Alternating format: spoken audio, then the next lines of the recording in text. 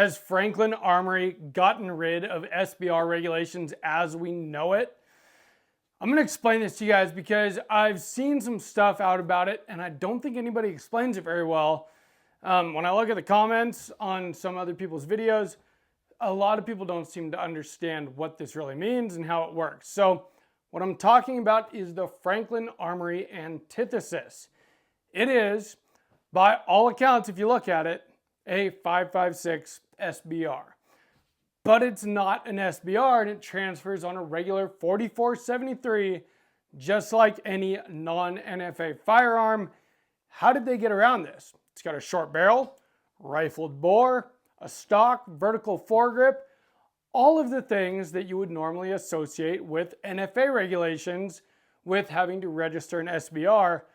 But with the Franklin Armory Antithesis, and in my opinion, probably many short-barreled firearms going forward, it's not an NFA item.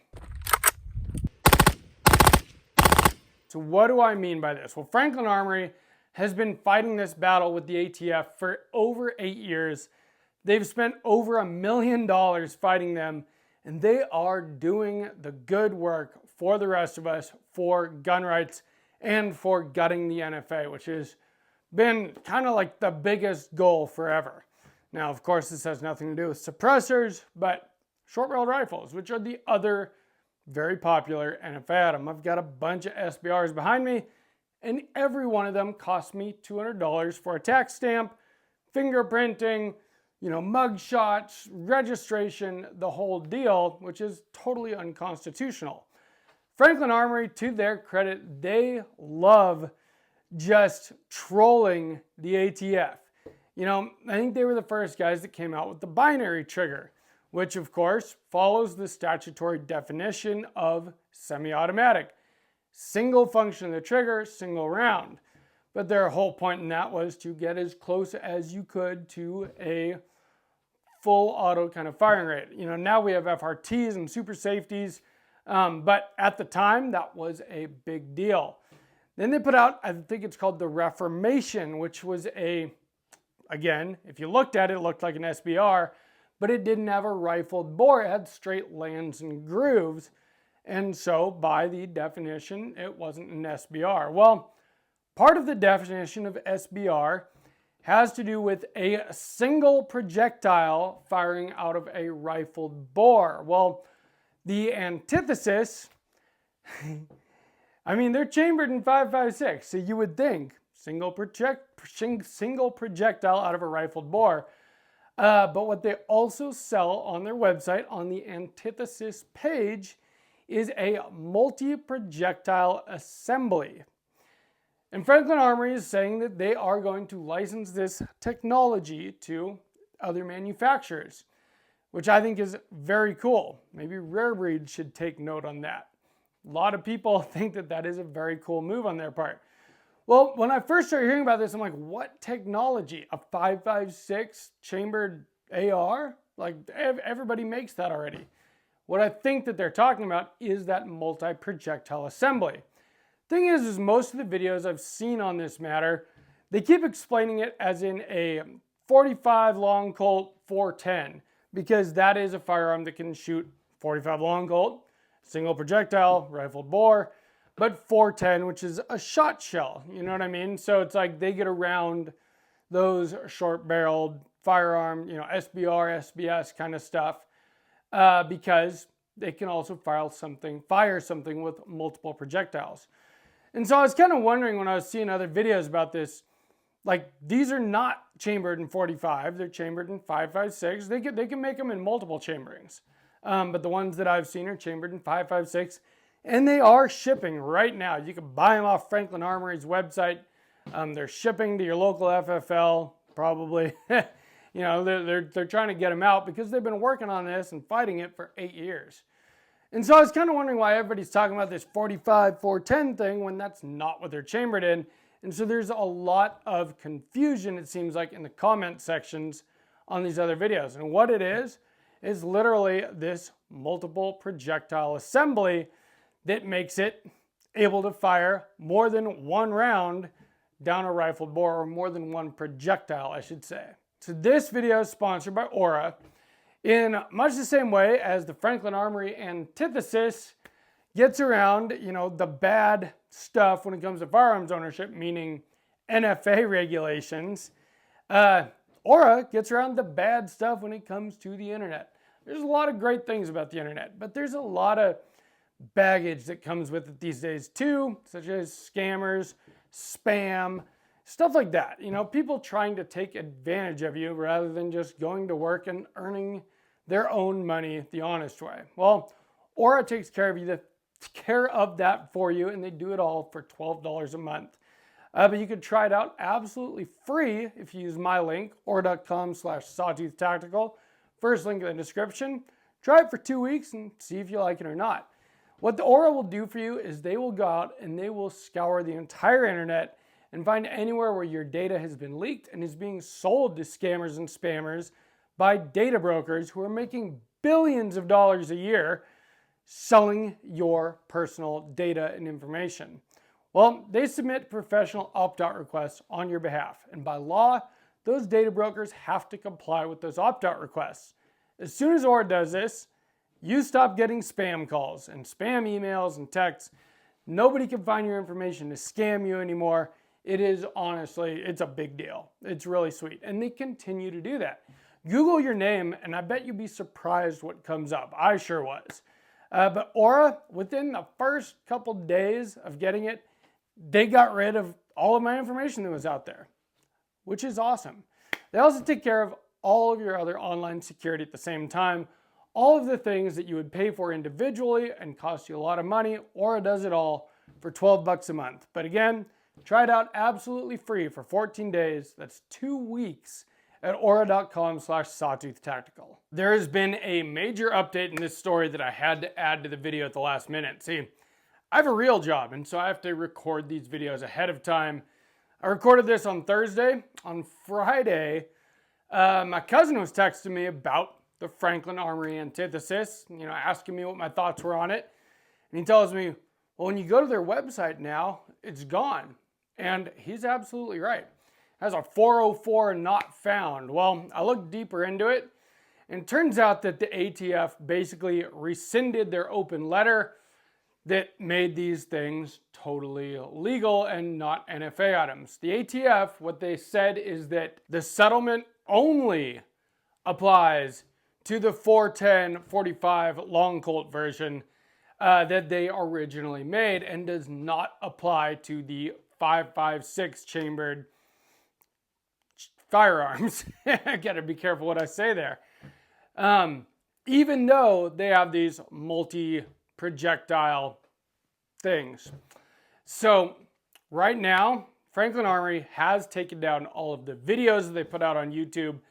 If you try to go find the Antithesis online, like the archived page on their site that was for the 5.56 Antithesis, it is gone.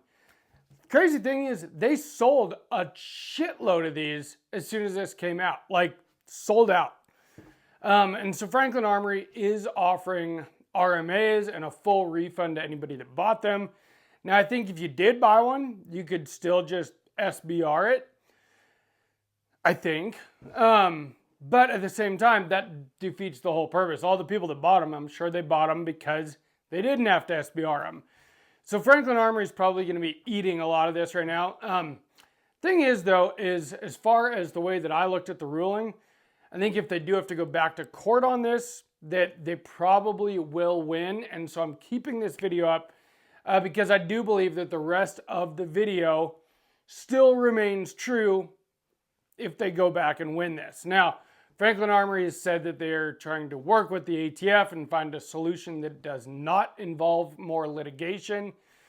We'll see if that'll happen or not. The DOJ under President Trump is supposed to be pro-Second Amendment, and that's kind of how they got this settlement in the first place. So we'll see what happens there, but right now, you cannot buy the 5.56 Antithesis. You can still buy the Franklin Armory Reformation, which is the straight lands and grooves one. To me, who wants that? You lose all your accuracy if your bullet is not spinning and stabilized. But I just wanted to let you guys know what happened. because things have changed since I recorded this video. So why do I think that this is the end of SBR regulations as we know it? Well, Franklin Armory has already said that they're going to license this technology to other AR manufacturers. And I think, as far as I can tell, the technology is that multiple projectile assembly, meaning that if the gun is intended to fire something with multiple projectiles, it does not fall under the regulations of the NFA for SBRs, which in the definition says a single projectile out of a rifled bore. It's that freaking simple. And the judge literally said, agreed with them. Said that the ATF, as much as they want to take the square peg of the Franklin Armory Antithesis and fit it in the round hole of NFA SBR regulations, the square peg is not round. It does not fit. Statutory definitions do matter, and it does not follow the statutory definition due to being intended to fire that multiple projectile assembly. You, the purchaser, the consumer, the firearm owner that buys one of these, does not have to fire multiple projectile assemblies. While the firearm is intended for that, and you absolutely have the ability to fire those through it, it is chambered for 5.56 and can fire regular 5.56 rounds as well.